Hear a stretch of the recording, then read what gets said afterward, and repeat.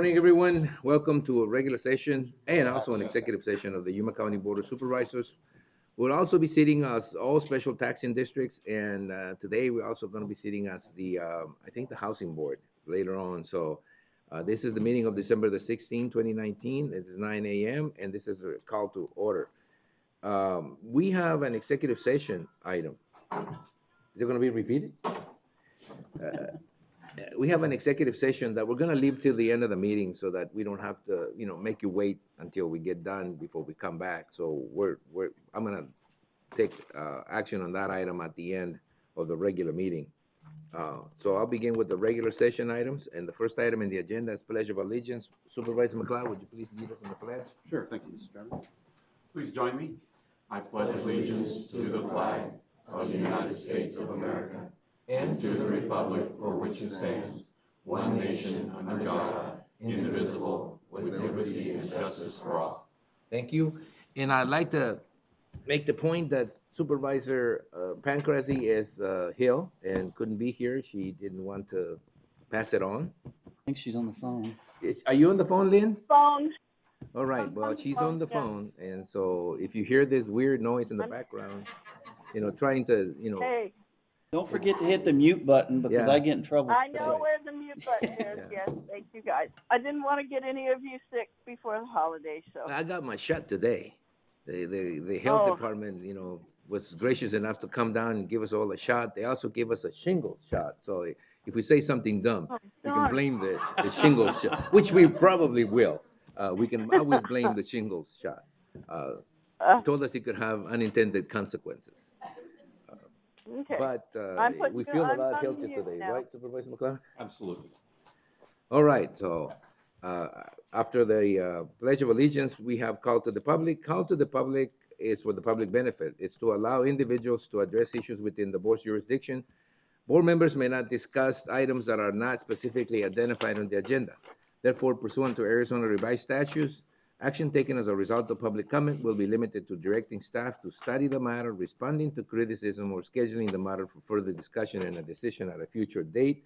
I do have one speaker card, and it's Mr. Gilbert Hernandez from Yuma, and he wants to talk about motorcycle awareness in the foothills. I was not aware there was motorcycles in the foothills. No, I'm just kidding. Come up, Mr. Hernandez. Thank you, Mr. Reyes and Supervisors. My name is Gilbert Hernandez. Been in Yuma for 69 years. I was raised around Avenue B and Claxton Street. You guys know it as K-Jock, the radio station. I lived right next door when there's a lot of chickens hanging around. That's where I learned to ride a motorcycle. I started riding a motorcycle at the age of 13. I'm 69 now. I've been around. My first new motorcycle Did was you learn to drive to escape from the chickens? Catch 'em. Catch him. Oil. Caldo. Oh, Si puedo. to catch the chickens. Yes. My first motorcycle I got that was a brand new one was a 1982 Harley Davidson. And when I sold it with 121,000 miles that I put on it. So I work at YPG, so I was very knowledgeable about the YPG 500. The reason I'm saying this is I believe I'm a motorcycle rider. I've been in a couple of accidents because I wasn't seen. And that's the problem that we're having at the foothills right now. I would like to see if we can get those portable electronic highway signs placed around the foothills area, strategically placed, especially on South Frontage Road, the road that goes to Walmart. It's very congested there. We have a lot of RVers going in and out of there. We have seems to be more winter visitors this year than there was last year. Now that area, we have a lot of motorcycle riders, and we've also, I've seen an influx of out-of-state motorcycle riders, including Canada, and a lot of RVers. And in the last few weeks, I've seen quite a few near collisions, whether cars or motorcycles. Last year, I believe we had 2 fatalities on actually down the street from where I live at. I live on Ironwood Drive, and it was right next to the Moose Lodge. Left-hand turn. So I'm asking if the county would see fit that we would be able to have some of those portable electric signs out there showcasing, look out for motorcycles, watch out for motorcycles. I believe it's really needed. Like I said, I've seen a close, actually yesterday, they had a renegades of these winter visitors with their Polarises and their Razors, I believe that's what they're called. They pulled out, and I was in my truck. Thank the Lord I was in my truck. One, they were following each other on the crossroad, and the third one saw me, and he had to slam his brakes on so hard his front end dipped. They're not paying attention. We need everything we can get to protect two wheels. We can't stop in a dime out there. There's a lot of gravel and dirt and stuff. So I'm asking Mr. Simmons if you could help us out with that, and if you all agree with that, make it a lot easier for us to stay alive. That's all I have to say, sir. Any questions? Oh, we cannot agree on it at this particular time, but we may want to, start the discussion about what we can do to increase awareness of, the activities of motorbikes out in the county, and not only the foothills, just all over the county. I'm an ABATE member. I'm a lifetime member. It's American Brotherhood Aimed Towards Education. We strive for motorcycle awareness and safety. I lost train of thought here, but I appreciate we can do it all we can to keep us safe. Thank you. All right, any questions from the board? No? No, we can just ask Susan to check with DDS and see what they can do, or Public Works. Or even Kevin Tennell. And maybe the awareness should be an educational campaign in our Channel 77, begin with that in there. Excuse me, You got to come forward. Is, You got to come forward because the mic is right there. across the United States, May is Motorcycle Awareness Month, all the way across the United States. But our motorcycle riding is this time of year. So that's why I'm pushing for motorcycle awareness, because we are out in May, June, July. It's pretty hot. So, that's when we all come out. Well, and that's basically the tone of the discussion is obviously we'd like to do something, but something that's meaningful and something that can be done relatively quick. And I think that maybe through our government channel, we may be able to find, and not discussion, we may be able to find something that pertains to motorcycle safety and put it out there as quickly as possible, and then see what we can do about, spreading the word. Okay. Thank you, sir. Thank you. Anything else before we get cut off by legal? No. Okay. All right. Lynn, you want nothing? No, nothing, Tony. Thank you. You gotta get closer to your phone because we can barely hear you, which is weird and strange. It's like it's like having a Okay, voice in the okay. background. No, nothing right now. Thank you. All right. Good. Then we'll move on then to the next item in the agenda, which is presentations, proclamations, and appointments. During this segment of the agenda, board members may discuss the presentations and proclamations and may announce appointments to the Yuma County Planning and Zoning Commission, the Yuma County Board of Adjustment. No legal actions will be taken. There are no... Tony, Yes. may I reappoint John McKinley to the Yuma County Planning and Zoning? Sure I you talked can. to him, and he would like to continue to serve. All right, so will the record reflect that Supervisor Pancras, has reappointed, his name again? John McKinley. Planning and Zoning Commission. I do have an appointment to make later on to the adjustment. I have one too. You For have Board one of too? Adjustment. All right, so It's Mr. Simmons? Neil Tucker, reappointing him for another term. Board of Adjustments. Yeah, I have one coming up. And these appointments are made by the supervisors on their own. They don't require the Board of Supervisors in general to vote on the appointments. They're the right of every individual board member to appoint. So we don't have to take a vote on this. It's not an action item. It's just an announcement. Okay, any other appointments? Any more appointments? There being no more appointments, we'll move on to the item under this, which is a presentation of the county line by Yuma 77, the Yuma County Government Channel. Yuma County's Juvenile Court Services Director is in the national spotlight. Public Works crews help to ensure safe travel on county bridges and roads. And the deadline to implement the Real ID Act is quickly approaching. Do you have your travel ID? These stories and more, this is your County Line.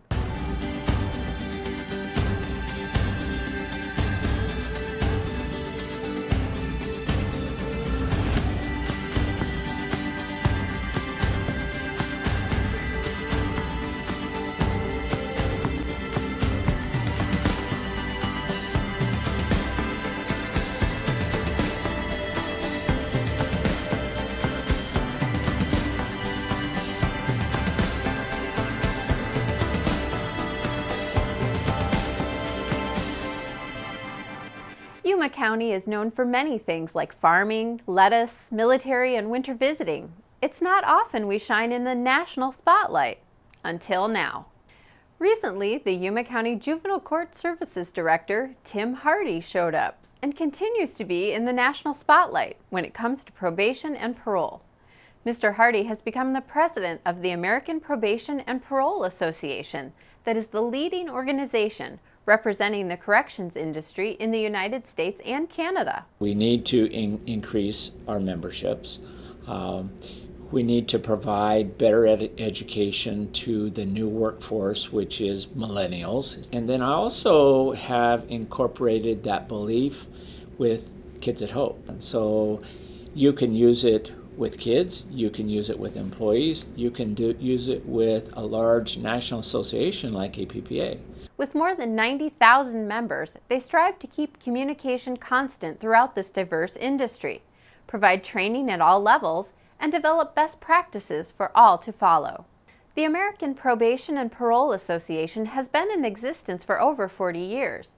Tim Hardy's term as president will last 2 years. The Public Works Department works on a variety of projects that keep our customers, commerce, and travel in Yuma County moving.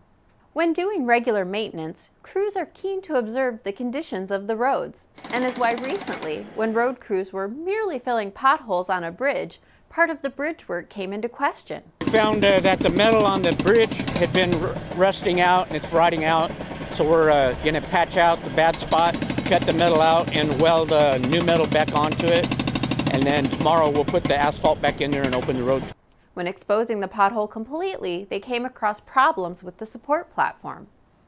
Crews fixed half of the bridge span earlier this month, and the other side will be closed today, December 16th, until work is completed on Friday, December 20th. While no one was in danger, keeping bridges completely up to date ensures safe travel for all using our roads and bridges. The countdown is on, and it's under 1 year before the Real ID Act goes into full effect. This time, without it, you won't be able to board an airplane or enter a federal building. All Arizonans need to be aware that all states, not just Arizona, are in the process of complying with the Real ID Act.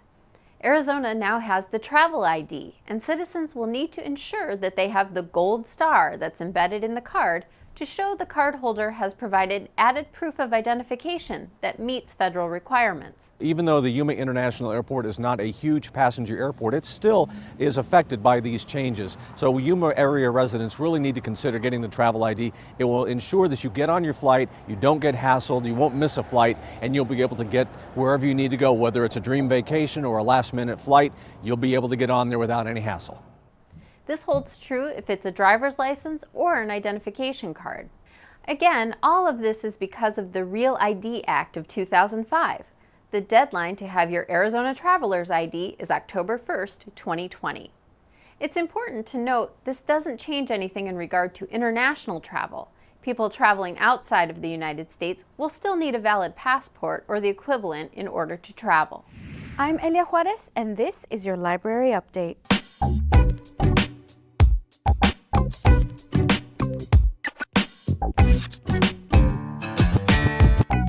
The main library is launching a brand new subscription service for teens, and the best part is it's completely free. What is Library Loot? It's a brand new subscription-based service for teens ages 13 through 18. Every month, they'll be able to pick up a box just like this one that inside will contain a book that they can check out to borrow, as well as a bunch of goodies tied into the monthly theme.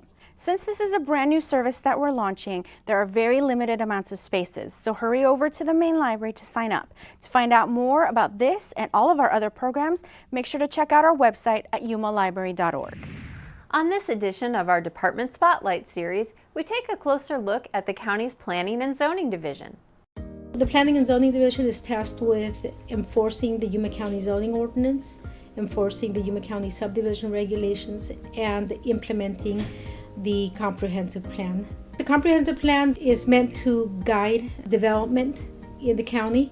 It sets forth potential growth in the county and where residential, commercial, and industrial development is meant to occur. Also, protection of agricultural areas, or the military bases that we have. The Yuma County zoning ordinance is the regulatory document that controls development in the county. It lists what people are allowed to do on their properties. It divides the county into zoning districts, whether it be residential, commercial, industrial, or agricultural, and then different intensities and densities within the respective zoning districts. The Yuma County subdivision regulations are meant to enforce the development of subdivisions in Yuma County. All subdivisions, which consist of 6 or more lots, have to comply with the subdivision regulations. Planning and zoning is one component of complying with not just the planning and zoning regulations, but all the regulations that the Department of Development Services is tasked with enforcing.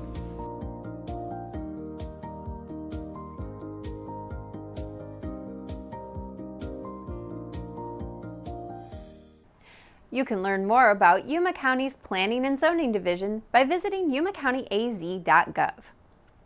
It's that time of year again. Not the holiday season, but when we take a moment to recognize an employee for going above and beyond when it comes to safety. Steve Banuelos is a juvenile detention officer and has worked for Yuma County for over 17 years. Recently, Mr. Banuelos was dealing with a juvenile detainee who was also pregnant and has severe mental health issues. An issue quickly escalated, and it was his keen awareness that made him quickly incorporate a plan to de-escalate things by placing the juvenile in a restraint using a technique reserved for small children and elderly people. Fellow officers were able to successfully detain the juvenile without anyone getting hurt or injured. Mr. Banuelos now teaches the Handle with Care behavioral management system to his fellow officers and has helped create a more safe environment for everyone at juvenile detention. And that's why Steve Banuelos is the Yuma County Safety Award winner this quarter.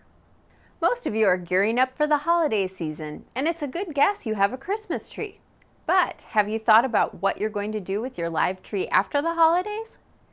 The Yuma County Public Works Department has teamed up with the City of Yuma to give you a chance to help preserve the West Wetlands Project.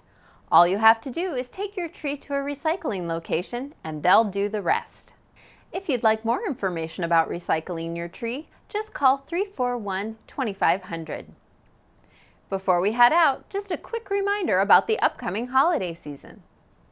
Wednesday, December 25th and Wednesday, January 1st are both holidays. Most of your county offices will be closed so that our employees can enjoy the holiday season with their families. Thank you for joining us for this County Line. Until next year, stay tuned, Yuma County. Whoa. All right. I had to wake up. All right, that takes care of the Yuma 77 County Line presentation, and we then move on to the consent calendar. And in the consent calendar, the following items listed under the consent agenda will be considered as a group and acted upon by one motion with no separate discussion unless a board member so requests. In that event, the item will be removed from the consent calendar for separate discussion and action. Are there any items that any board member would like to discuss? Number 6, please. Number 6. Any other ones?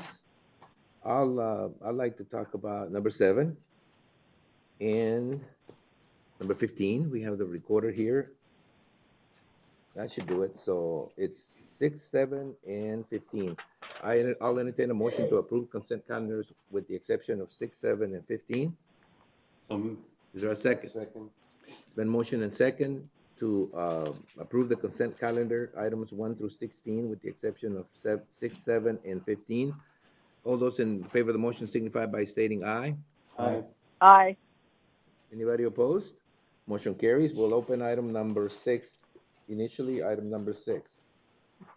The item is, it's an action to distribute $8,925.77 in community program funding from the Quechan Indian Tribe Fort Yuma as $4,463.77 to the Yuma Community Food Bank and $4,462.00 to Catholic Community Services in Yuma.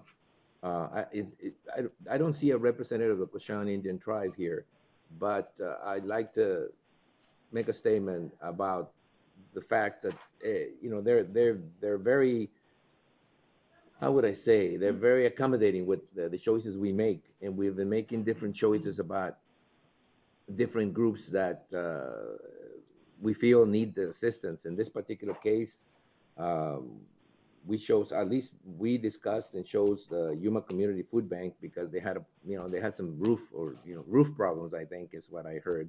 And, we decided maybe that's where, they need some help, getting some assistance on that side. And Yuma Community Food, and the Catholic Community Services of Yuma, obviously they serve, a wide variety of people in a very broad area. So we feel that this is a good choice for this funds to go to, and we appreciate the fact that the Quechan tribe has allowed us to choose who we forward these funds to.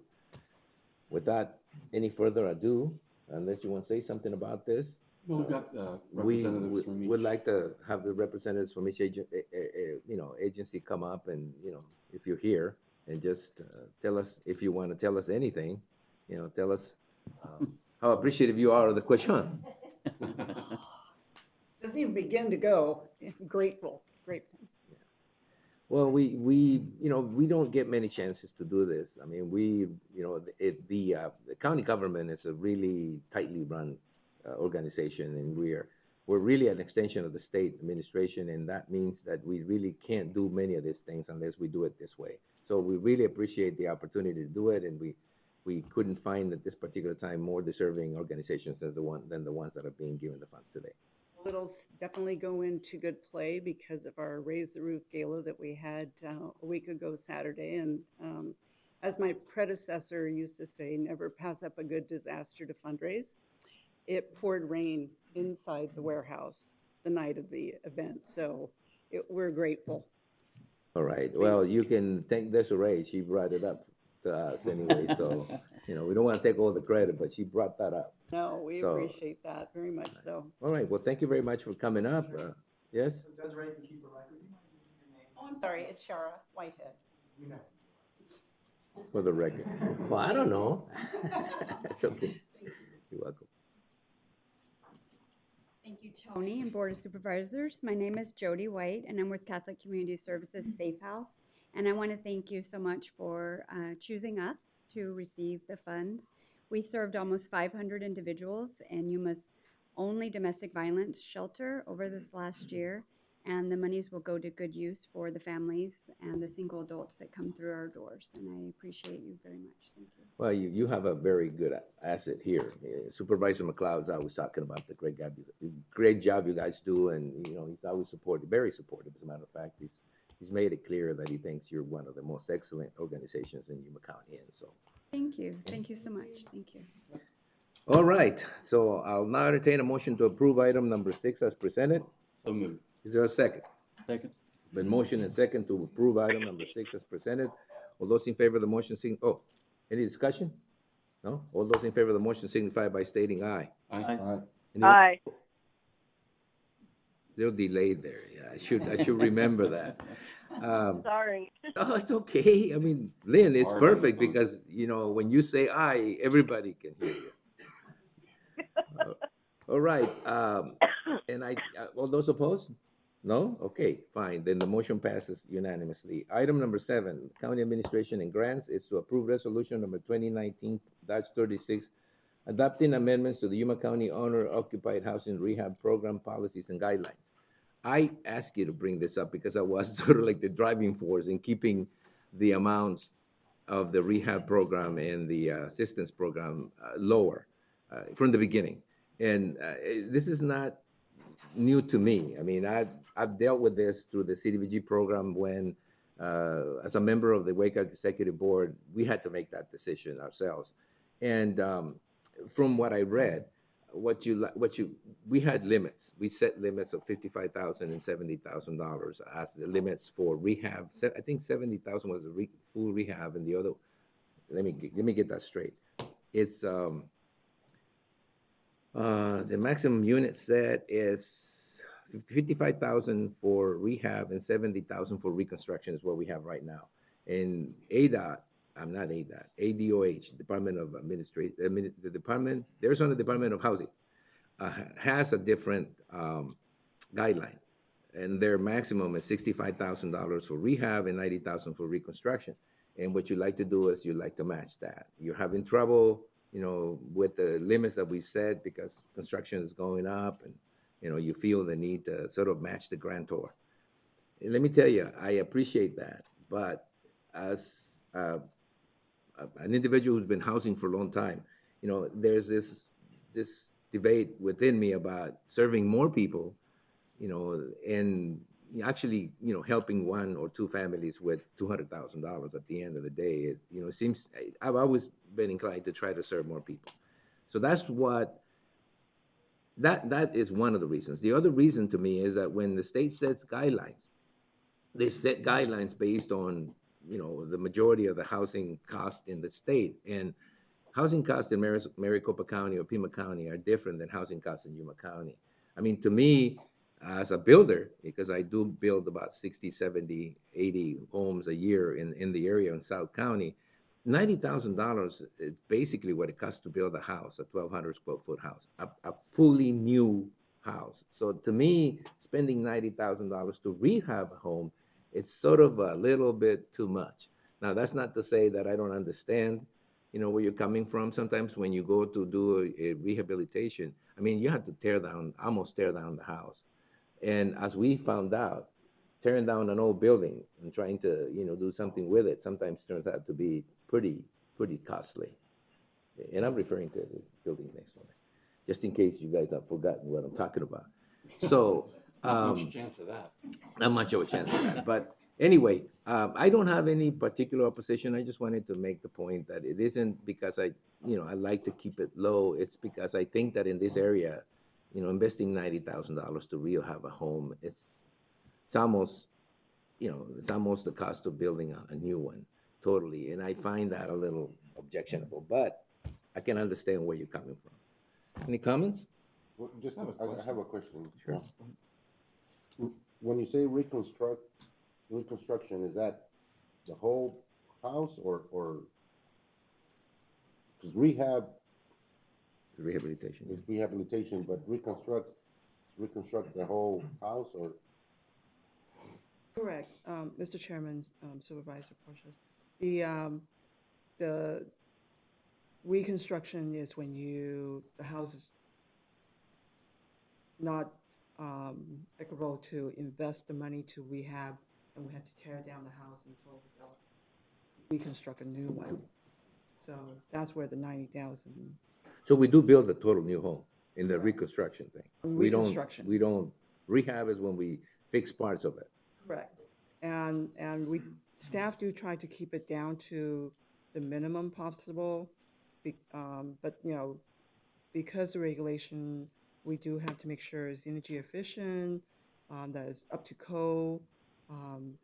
So where we're having issue now is that because of the age of the homes that we work with, is that the 55 that is originally set up is inadequate because you don't know what is actually not visible to the naked eye until you can empty the house and start tearing down walls, and you're finding out, mold issues, there's lead issues maybe, or even, some of the homes that are so old that they don't have Foundation issues. insulation. Yeah, So it becomes a cost issue. Once you go into a home, you can't, and you're already contracted and you can't walk away. Where do you start cutting back and still ensure that it's totally rehab to standards?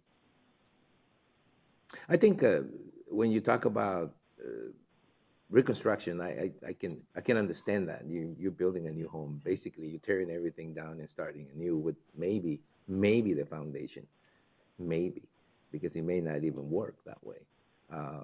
And when it comes to rehab, spending up to $65,000 may seem a lot, but if you got to do a roof and replace the air conditioner and so forth, we may end up with that on a simple replacement, roof replacement and AC replacement and some sort of insulation on the walls.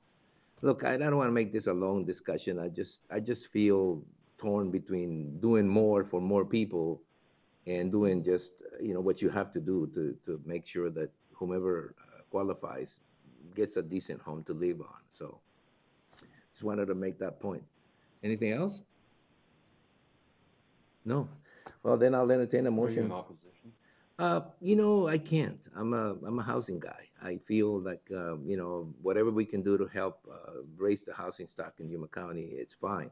I just don't think that the difference the $10,000 difference on the rehab side, for example, is going to make that much difference. In other words, if we had millions of dollars to invest, it may make a few, it may help us serve a few more people, but we end up with $400,000, which we split up between rehab and reconstruction, and we end up helping 5 families. And it won't really matter if it's $10,000 more on the rehab side, because it won't add up too much.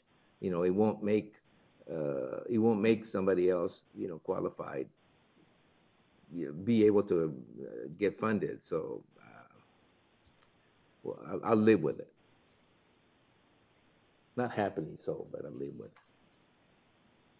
Well, Mr. Chairman, members of the board, I do assure you that staff fully understand where you stand on it, and we try and keep it low. If it's visible to the naked eye that we can do a rehabilitation of the home, within a small amount of money, we definitely would do so. But there, once just assessing the home before we go into actually rehab, when we feel that it's more beneficial to tear down and reconstruct, we try to do that. Because at times it's just more beneficial and cost effective to do so. Yeah, I know, and it's a permissive regulation anyway. It doesn't mean you're going to invest that much money every time you do it. It just means that if you get into a situation where you may ran up into the cap and you haven't finished, you just found out that something else was needed and you're $5,000 short and you can't finish the job well. So I do understand that, and I just wanted to make the point that my concern is to have more people qualify, and that if we get into a situation where a full reconstruction is necessary, it may be wiser for them to get a new mortgage and get it done, if they could. I mean, if the family can, because spending $90,000 on a single family, while I can see where it may just be needed, it really does take away from the possibility of doing 2 or 3 rehabs. Look, we're gonna run around the same. I'm not gonna oppose it. I'm just gonna make the point. Right? Okay. So, Mr. Chairman, move to approve item 7 as presented. there a second? Second. Okay, motion and second to approve item 7 as presented. Thank you, Nancy. All those in favor of the motion signify by stating aye. Aye. Anybody? Aye. Anybody opposed? Motion carries. Thank you, Nancy. Thank you. Guys doing a great job, though. Thank you. Just very few times, though. Okay. Item number 12. Oh, wait a minute. I'm not in number 12. I'm at number 15. Number 15, this is for the recorder and elections. Authorize staff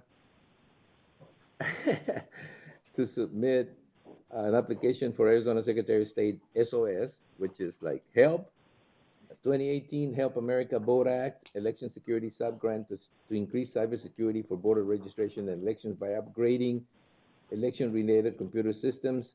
With this being in the news so much, I just wanted to highlight the fact that we're being proactive instead of reactive to these issues. And I just wanted sort of like an explanation an explanation of what's going to happen or what are we approving, right? Chairman Reyes, members of the board. With me, I'm Mary Fontes, Election Director for the county, and with me is Jesus Cervantes. He's our IT Cybersecurity Administrator. Almost forgot his title, sorry. The grant was issued gratefully from the Secretary of State's office. They've offered money and improvements to increase our cybersecurity in the world of elections. It is now part of the Department of Homeland Security's critical infrastructure. I'm sure you've heard that also. But what we would like to do is try to improve and increase our security in the elections division. And we're requesting approval And I'm going to let Jesus talk a little bit about What- the IT side of it, if that's all right. Although we're pretty much IT illiterate, come forward and explain as much as you can technically what we're going to try to do with this. Good morning, Mr. Chairman, members of the board. Jesus Cervantes, once again, IT Security Administrator for the county. What the grant, if approved, would allow us to do it would be to fortify our current environment in relation to elections. Our environment as a whole is fortified against several threats and known threats out there, but there is always room to improve. As far as the technologies that we're looking at, it's to either better or replace technologies that we currently have in place. Not to say that our technologies aren't up to par, but as I mentioned, there's always room to improve.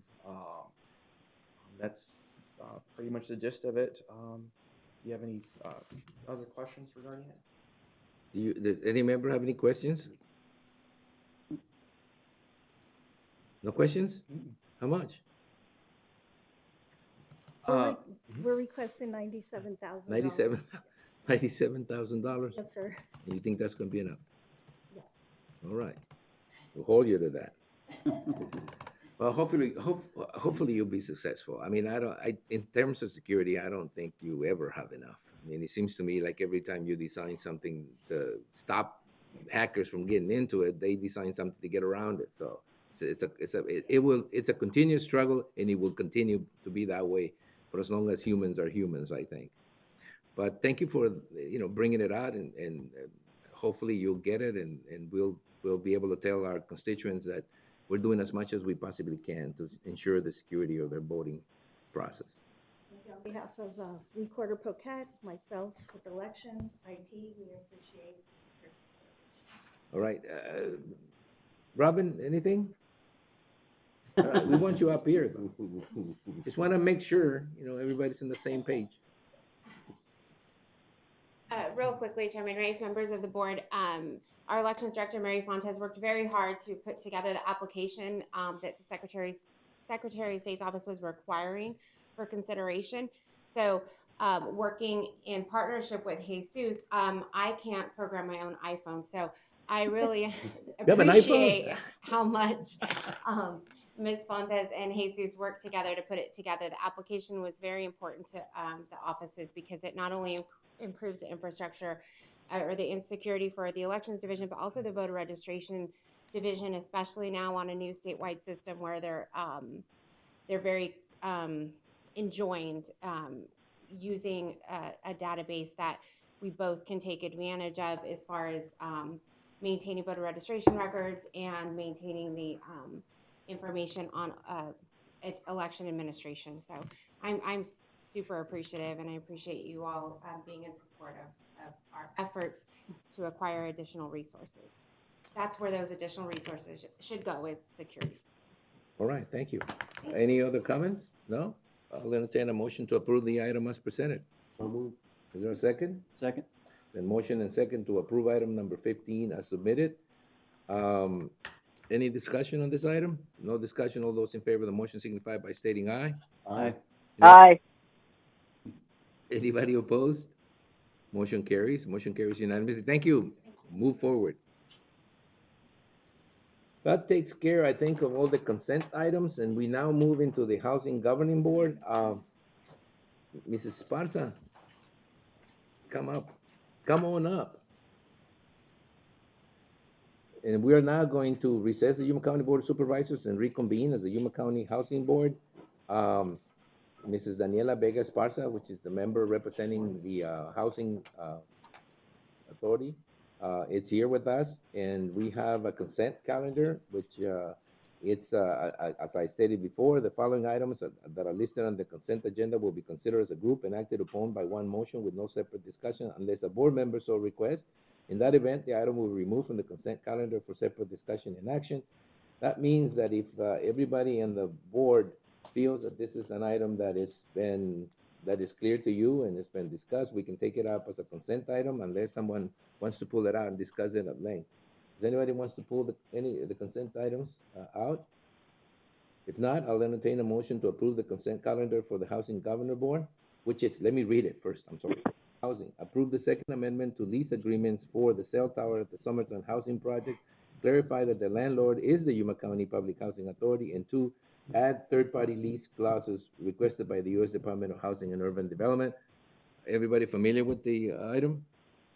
Yeah. Right. Make a motion. Motion. Motion to approve the consent item as presented? Yes. Okay. Mrs. Esparza makes a motion to approve the item as presented. Is there a second? Second. There's been a motion and a second to approve the consent item as presented. All those in favor of the motion signify by stating aye. Aye. Anybody Aye. opposed? Motion carries. Thank you, Mrs. Esparza. Yeah. Thank The check's in the mail. I don't know which one, but thank you. We're going to go back into the regular discussion calendar. Lynn, did you follow that? I'm sorry, I didn't wait for you. I didn't hear you. She said aye. She's Yes, I said aye. getting the timing right down. I said aye. I'm on Get board. closer to your telephone. I know you said. I am. All right. I good. am close. I am close now. Okay. I know we have an You're addendum. really loud on my phone. Yeah. All right. We have an Can you hear addendum. me now? A regular Can you hear addendum, me which now? is number 1, and it's from the Superior Court Administrator. And that would be to approve the appointment of the Justice of the Peace Precinct 1, Judge Pro Tempore. My Italian is a little off. Darcy D. Weedy, as Judge Pro Tempore for Superior Court in Yuma County, effective December 24th, 2019 through June 30th, 2020. That is the item. And is there anyone here from Superior Court that wants to address it? It could be simple, but Good you morning. came, so. Good morning, Chairman, members morning. of the board. Yes, Superior Court is requesting that Darcy Weed be appointed as a judge pro tempore for the Superior Court on an as-needed basis, starting December 24th through June 30th of 2020. Is there a reason why it's December 24th to June? Well, it's mid-year. It's a mid-year appointment, mid-year and appointment. there was a need potentially to have additional coverage during the holiday times for Superior Court. So that is the reason for the request. And what's her name again? Darcy Weed. Weed? Weed, yes. Okay, fine. I'm not going to repeat it. With an E on the end. Yeah, all right. Okay, any discussion from the board? If not, then I'll entertain a motion. Lynn, are you with us? I'm with you. I so moved. All right. Supervisor Pancrazi makes a motion to approve the item as presented. Is there a second? Second. His motion and second to approve the item as presented. All those in favor of the motion signify by saying aye. Aye. Anybody Aye. opposed? Tell Darcy we wish her well. Thank you. Thank Mr. you for Weed. thank you very much, and thank you for taking this up as an addendum. Ah, Really no appreciate it. problem. We'll send the bill later, but today it's no problem. All right. We are going to back to discussion and action items, and the board will open each of the following items separately for discussion and action as appropriate. Number 1, the county administration. This will be Susan will lead us through this process. We'll elect the Yuma County Board of Supervisors chairman for the calendar year 2020. Susan? Oh, it says chairman, right? But normally we have you conduct the process. So when the election takes place in January, then I would have done it because there would not be a chairman, but you're still the chairman, so you would do that. All right. So technically speaking, if the election would have taken place next year, there wouldn't have been a chairman. We would have started the meeting with the selection of the chairman and vice chairman. But because we're doing it this year, that means that I can still run the meeting, the election. Okay. Okay. Well, I'm going to call for the nomination for chairman. Does anybody have a nomination? Mr. Chairman? Tony, I would like to move you as chairman for the 2020 year. Can I do that? Just nominations. We don't take seconds, right? Is there another nomination? I was going to nominate Russell, just since this is his last year being on the board after 16 years, and I just felt going out to kind of go out with a bang as chairman. Go out with a gavel? Yeah. I'll put the gavel on this side just in case. And nothing against Tony. Just in Tony's case. been a great chairman. Yeah, not just in case. So there's been a nomination for chairman from Lynn and a nomination for chairman from Darren. Supervisor Simmons. There's 2 nominations. We'll take the nominations in the order that were made. So all those in favor of the nomination of what? Close nominations. I should close That's a nominations. Is there any other Move to close nomination from the five-member board? All right, so motion to close nominations? Second.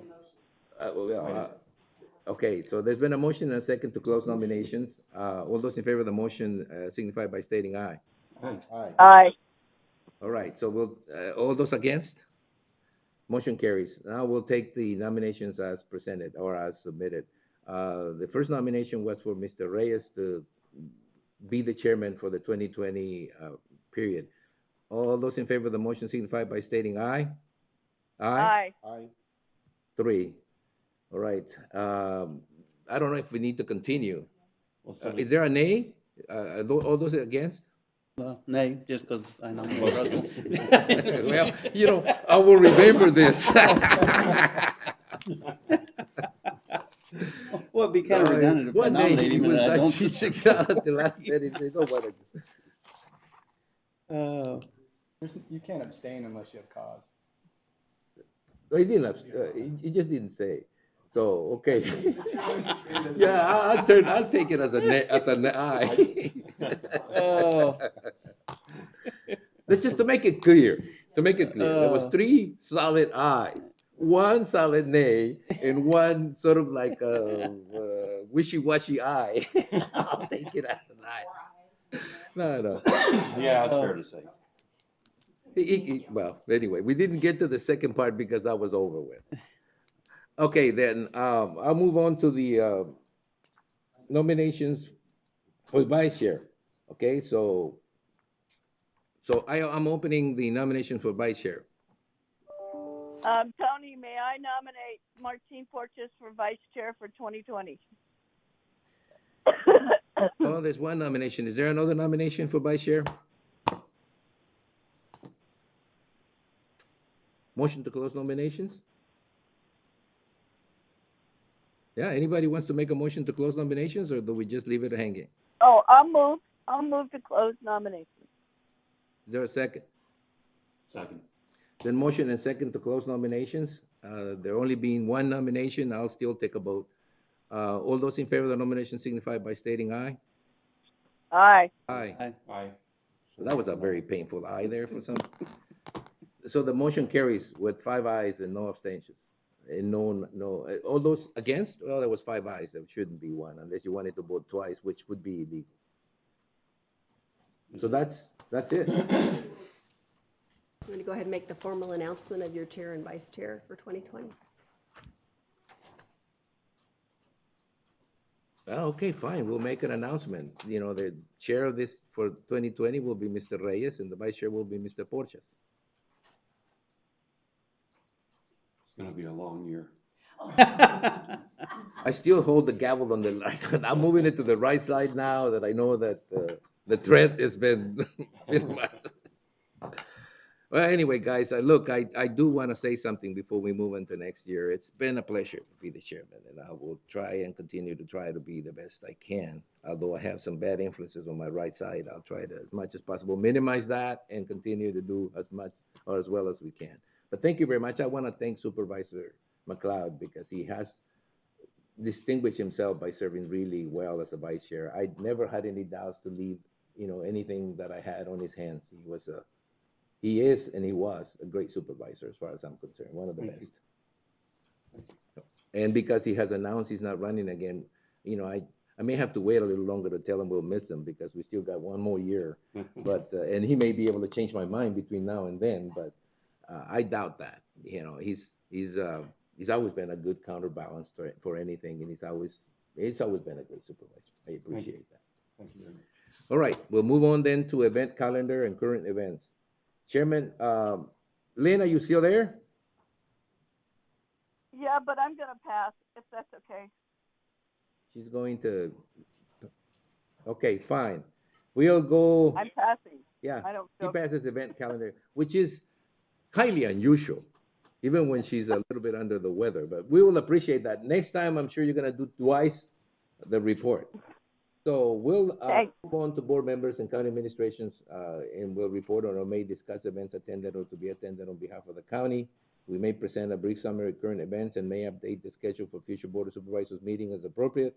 No legal action will be taken, and this is where Supervisor Lynn, who's a little under the weather, has passed, and I'll have Supervisor McLeod give us his report.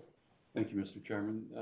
I had the pleasure of reading the proclamation at Wreaths Across America on Saturday, and it was very well attended.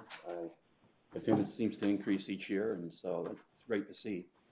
Attended the CSA board meeting. The new president, Rudy Malera, did a great job running the meeting, and look forward to serving with him over this next year. Yuma County Chamber Legislative Affairs. We went down to the Regional Center for Behavioral Health. They hosted and served up a very nice lunch, greatly appreciated. Attended the Boy Scout luncheon where Jonathan Lyons was honored. Governor Ducey also attended as well, so it's good to see the governor down here. Went to the Yuma Fresh Vegetable Association luncheon and attended the Flynn Brown legislative preview. That's all I got. All right, Supervisor Simmons. Met with the Martinez Lake Board President, had Diana from Health Department and Rural Metro, the new chief, discussing some issues out there that they were wanting us to address. Also attended the Welton Mohawk Irrigation Drainage District Board meeting. Had a community meeting out in the foothills, and I'd like to thank Georgia Maya was there. Topic was mainly about Far West. He answered a lot of questions and was very engaging with the people out there, so I want to thank him. Attended the YCSO Christmas party, the Welton Town tree lighting. Also attended the Mohawk, Dayton, Welton, Somerton Library Christmas programs. Kids get they just enjoy the heck out of those Christmas programs that the library does. So that's a great thing. Had the LAPC meeting that I attended, as well as Mr. B's ribbon cutting out in the foothills for their new store out there. And that's it. Supervisor Borges. I attended the YMPO meeting. They also had that renaming of the Ash Highway for Ron, and also attended the light parade in San Luis. That was a lonely ride you had lonely there. ride, yes. And also the tree lighting in Somerton. All right. I attended the Western Arizona Council of Governments Executive Board meeting. I also attended the Arizona County Coalition meeting in Tucson, which is why you had such a lonely ride at the parade. I mean, at the San Luis Light Parade, because you sent me to Tucson. But other than I had a meeting with the Vision Group in San Luis, Arizona, to discuss trade issues. And it was very entertaining. There was a lot of items discussed there that eventually will get to us for further discussion and decisions. But it was a very entertaining meeting. That's it. Susan, and we're going to go into executive session after this. So, just a reminder that we're not done yet. So, Susan? Yes, so I was able to attend the CSA board meeting last week, as well as the CSA County Administrators meeting 2 weeks ago, and the Arizona County's Insurance Pool Board of Trustees meeting. The Greater Yuma Port Authority met, and I was appointed as part of that to the Industrial Parks Property Owners Association. The Yuma County Intergovernmental Public Transit Agency, or YCAT, board meeting talked about some of the issues that we've inherited from the previous management company and the new management company, and how they're going to address the operational and maintenance issues with the buses. So we're looking forward to seeing some big improvements there. And that's all I have. Well, I also attended the Greater Yuma Port Authority, and I think that one of the things that may be missing from our report is the fact that both San Luis and the what was it? Not YEDC, but the transportation group, YMPO, are both looking at rail, a rail connection to the border or gas. And the city of San Luis has just engaged a company out of, I think, California, to do a study on the feasibility of bringing natural gas all the way down to San Luis, which there is gas in San Luis, Arizona, but there isn't a line big enough to sustain actually the demand of that area, especially with all that activity that is happening right now, the commercial and the industrial activity happening in that area. So that's kind of important. It's actually in the news today. All right. Anything else? No? Then what I'll do, and this is, I'm sorry to keep you here so long, but we're going to go into an executive session to discuss some legal matters. As a matter of fact, I should ask for a motion to convene an executive session. It's about discussion and evaluation of a settlement proposal in the matter of a private improvement district, Sierra Pacific Mobile Home Park. The matter is brought in executive session pursuant to Arizona revised statutes. That means that we're going to go into executive session. We're going to ask the audience to, I guess, are we going to get out of here, or we're going upstairs? Okay, we're going upstairs then. So we're not going to ask you to move out, but we'll come back after the executive session for, for instructions, I guess, after that. So if anybody wants to wait, I wouldn't recommend you wait unless you're Benito, some of you. But, we're going to go into regular session. I'll entertain a motion to go into executive session, excuse me. Mr. Chairman, this would be the end of the meeting. After this, you'll dismiss us out of executive session. There's nothing no on the decision agenda to for be made? discussion afterwards in open session. That means that we won't come back for any decision. So thank you very much for coming, and truly, the check's not in the mail. You better pick it up soon. I just want to announce that we will come back at 1 o'clock for the legislative roundtable. Oh, that's right. which We are will be not a shutting different down the meeting. format. We're coming back at 1 p.m. for for a legislative roundtable session. It won't be televised? No. We ran out of film? Just kidding. Got some money? Yeah, but not for that. All right, we're going to go into executive session. I'll entertain.